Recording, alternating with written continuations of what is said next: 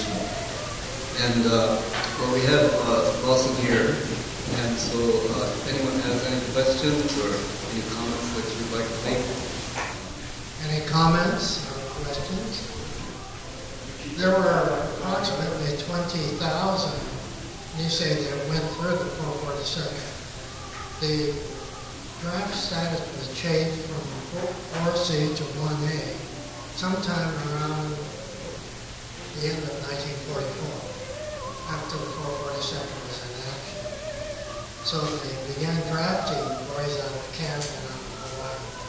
And even though the war ended in Europe, May of 1945, they kept drafting them in, training them in Camp Shelby, and sending them overseas. So the 442nd did not come back to the United States until July of 1946, over a year after the war was over. So a lot of Nisei boys went to Europe with the 442nd, but they were not in the war. So there's many of those still living.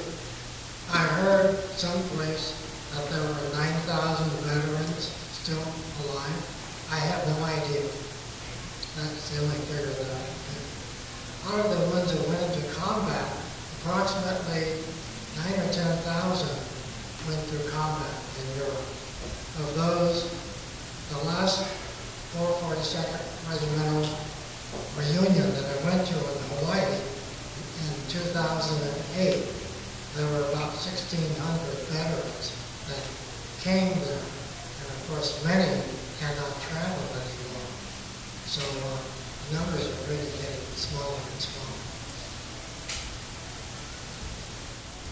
We have an organization called Friends and Family of Nisei Veterans, FFNV. Way back, there used to be company reunions. We used to hold E-Company reunion, just E-Company alone of the regiment. Hawaii, Seattle, Los Angeles, Oakland, and Northern California. We went to Denver. We also went to the Smithsonian, Washington, D.C. I believe that was, when was that, 1985 or so, when the exhibit opened at the Smithsonian. That exhibit began at the San Francisco with the Go for Broke Corporation, which was the very first Nisei group. And after that, it became the National Japanese American Historical Society, which it is now. But anyway, Eric saw the film, took that from the Presidio in San Francisco and developed the museum exhibit at the Smithsonian.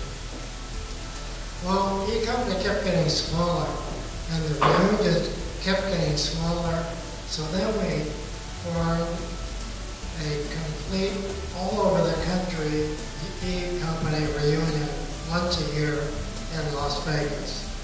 And that used to go on for a while, and then that got to be too small. So we took it over in Northern California, and in order to keep it going, we decided we'd invite everybody. So it's not just E-Company, the founders of it, but it's every company, everyone who wants to come. Now there's children, grandchildren of veterans coming, just anybody that's interested can join us. Our next reunion is October 2 to 6, 2011, at the California Hotel, where everybody goes. But anyway, the Friends and Family of Nisei Veterans, we have 4 events a year. We have a membership meeting early in the year. We have a memorial service. We have a plaque, redwood tree planted in the East Bay Regional Park District of Oakland. And we meet there on Armed Forces Day, the 3rd Saturday of May. Then we have an exhibit about the Japanese, what happened to the people in 1941, evacuation, the military, 442nd, MIS, and that's all. First we started in Morgan Hill, at the Buddhist Temple in Morgan Hill. They have a community hall, and we built the museum exhibit there. Then we were invited to do the same thing on the USS Hornet, which is a retired U.S. aircraft carrier from World War II. It's a National Historical Monument, birthed in Alameda, right in San Francisco Bay. So we built that exhibit about 6 years ago, and it's still being added on to. We're adding another room specifically for the military intelligence service because, of course, the Hornet was in the Pacific, and all of the docents on the Hornet are retired military servicemen that served in the Pacific. And they knew nothing about the Nisei in the military intelligence service until our exhibit went on board.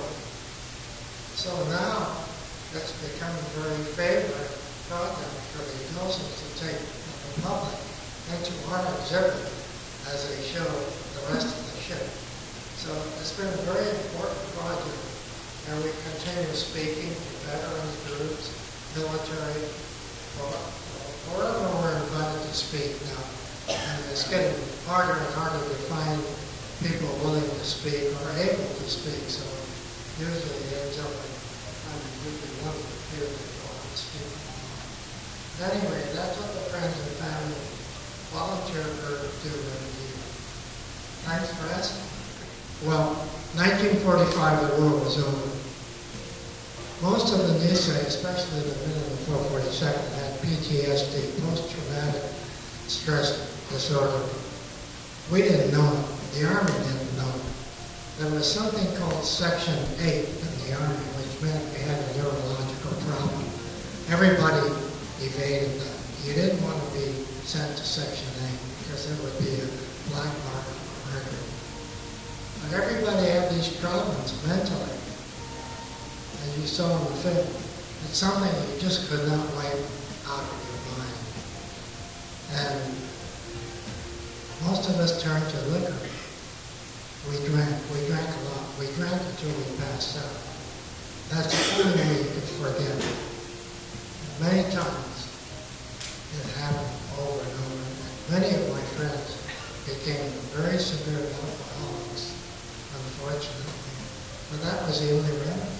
The military did not discover what happened to these veterans' minds until a few years ago, maybe 10 years ago, we began studying this, and it's still an ongoing process. Dr. Sora, that we saw in the film, is from Maui.